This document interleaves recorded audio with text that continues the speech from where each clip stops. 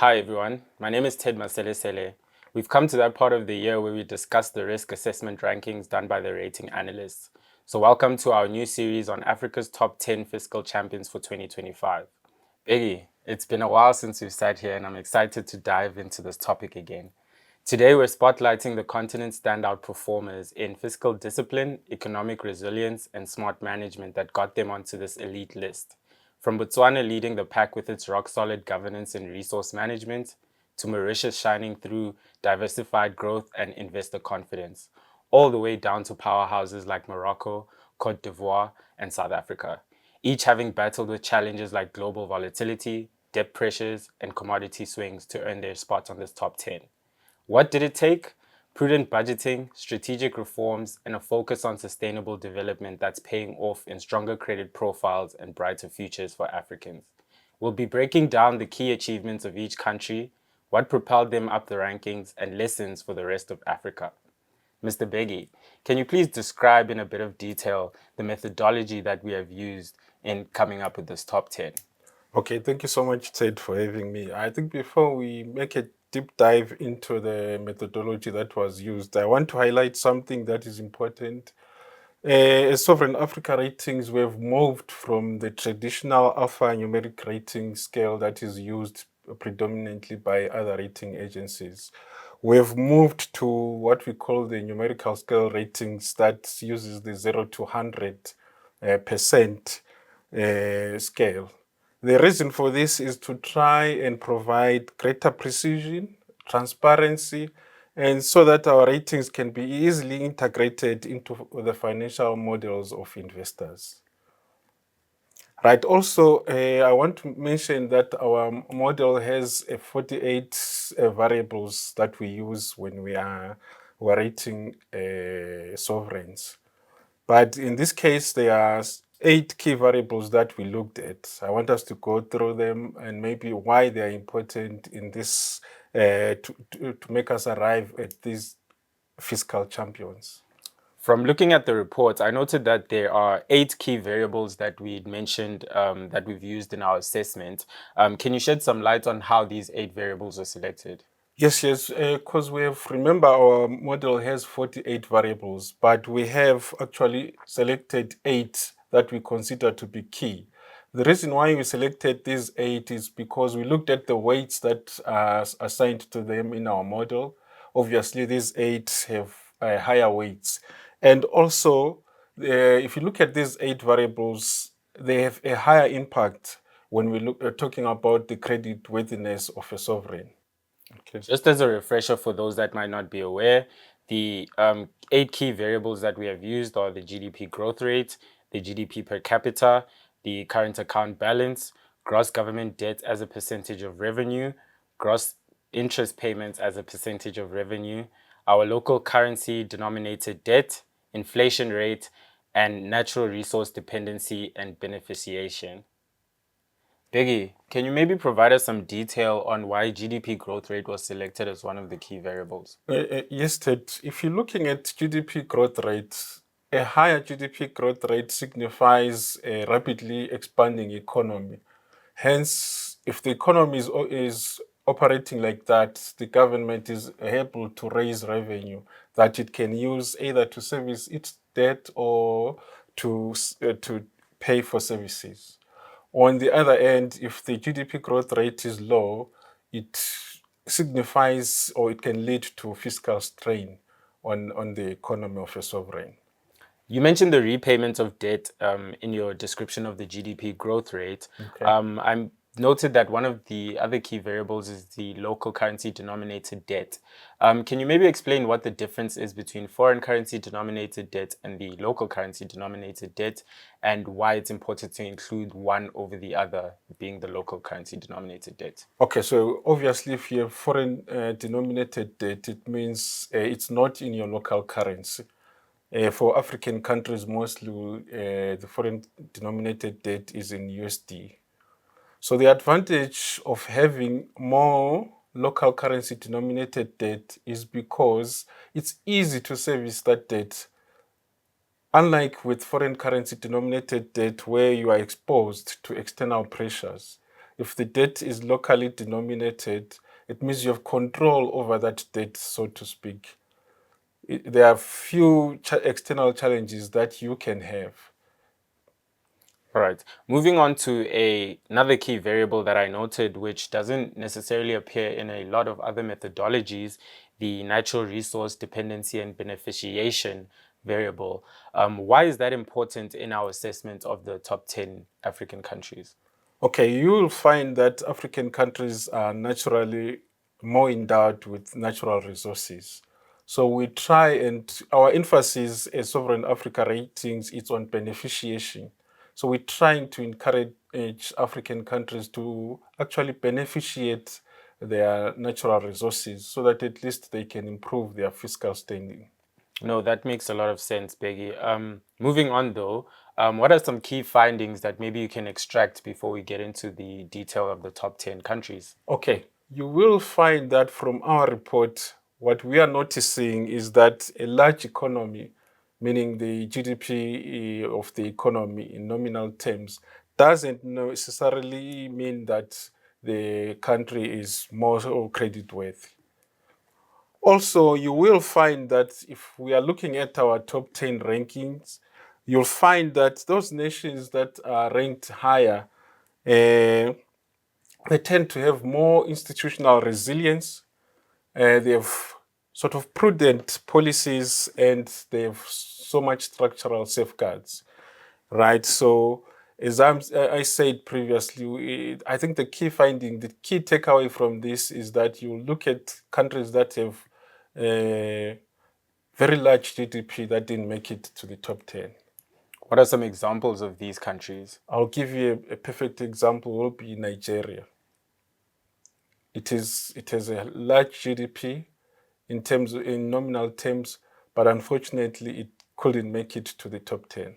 Right. To get into the meat and potatoes of this discussion, I guess we'll just provide the top 10 rankings from number 10 to number 1. Okay. All right. Ranking in at number 10 would be the United Republic of Tanzania. Number 9 is the People's Democratic Republic of Algeria. Ranking in at number 8 is the Arabic Republic of Egypt. Number 7 belongs to the Republic of Cote d'Ivoire. Number 6 belongs to the Republic of Seychelles. Zanzibar takes 5th place. In 4th is the Republic of South Africa. 3rd place would be the Kingdom of Morocco. In the 2nd place would be the Republic of Botswana. And taking gold this year would be the Republic of Mauritius. So moving on from that, Biggie, I think, can you maybe take us through the categories or how we've split up the two different segments of this top 10? Okay, thank you so much, Ted. When we're looking at this, we saw that there are countries that we can call the leaders from number 1 to number 5. Okay, and if you look carefully or if you look thoroughly at this, you'll find that these countries are leading through their resilience. If you look at their institutions, they are very strong and very prudent, if I may say. Right, if you look at the common strengths, these countries tend to have greater economic diversification. Some, not all of them, but most of them in the top 5 have greater economic diversification. And these countries also seem to have demonstrated, they are committed to fiscal prudence. Okay, a crucial differentiator is that most of them have deeper domestic markets. So these are the countries that are ranking top as leaders from number 1 to number 5. Right. On the flip side, we have countries that, we'll call the challengers. They are challenging to be in the top 5. But why are these countries not in the top 5? We saw that they are potential constrained by, if you look at it, they are more vulnerable to external shocks stemming from economic concentration. Like you mentioned, your Algeria, if you look at Algeria, it relies heavily on hydrocarbons. You have Tanzania. Tanzania relies mostly on gold. If you look at your Seychelles, it's relying mostly on tourism. So this is why these countries are challengers. And this is the reason why they seem not to be in the top 5. But they made it to the top 10, which is a good thing out of all the countries in Africa. So they made it to the top 10, but we are realizing this. Okay. You mentioned something interesting, Biggie, when speaking about especially the challenges that they do face a high dependency on a certain sector or commodity. But one might argue that, for example, Botswana, that ranks in second place, also has a high dependency on one commodity being diamonds. So, how do you then argue that Botswana should be second and a country like Algeria should rank ninth? Okay, we are seeing challenges starting to prop up in Botswana now, Ted. You saw that they were in the news a couple of weeks ago or months ago, facing this challenge. They are now facing challenges because now there are countries like China and India that are actually manufacturing these diamonds, the synthetic diamonds. So it's giving Botswana a lot of challenges. But if you look at Botswana, traditionally, it's a country that is known for its fiscal strength. Look at their debt to GDP, it's around 30%, compared to a country like Egypt that is using 65% of their revenue to service their debt. So these are some of the differences that are coming out. Well, you would have assumed that due to the long-standing history and maybe the GDP of a country like Algeria, of a country like Egypt, you would find them along the top of the ranking. However, from what I've seen as well, is that much more so than just the quantitative aspect of why a country is good, you'd need to consider the qualitative aspect as well. I mean, take South Africa as a good example. South Africa faces a lot of structural challenges. I mean, as one of the powerhouses in Africa, you would maybe assume that it should be first or even second. But like with the example of Nigeria, it has a lot of challenges that it still faces structurally. So it's tough to argue that they should be higher when those things are still persistent. Okay, Ted, if I may ask you about something slightly different. You've heard of the African premium. Of course. What is it? In my definition, the African premium is a interest that is often charged on African countries because of outdated and often misleading perceptions that the African continent is uniformly risky. Okay. Based on that definition, can you maybe provide us an example of something that demonstrates the African premium? As I mentioned previously, that if you look at a country like Botswana, their debt to GDP is around 30%. I will take a country in Europe, for example, Portugal. Their debt to GDP is around 99.1%. Almost 100. Almost 100%. Take those two countries, they go and they borrow, say, $1 billion. Portugal is charged at their interest rates is at maybe 2.9. Let me round it up to say 3%. $1 billion US dollars means that every year they are paying 30 million US dollars as interest. Botswana, on the other hand, goes and gets the same 1 billion. They are charged interest at 9 point something percent. Let's say 9%. So meaning they will be paying annually 90 million US dollars. So that's almost a factor of 3. Yes. So you see, this is how that difference of 60 million US dollars annually can be used for services like road construction, like education, health, and so on. This is why African countries are perpetually, poor.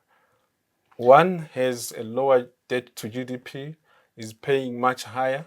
The other one has a higher debt to GDP but is paying much lower interests. Why? Because it is perceived to be in a good neighborhood, whilst Botswana is paying because it belongs to what is considered to be a bad neighborhood. That's actually quite a stark example, Peggy.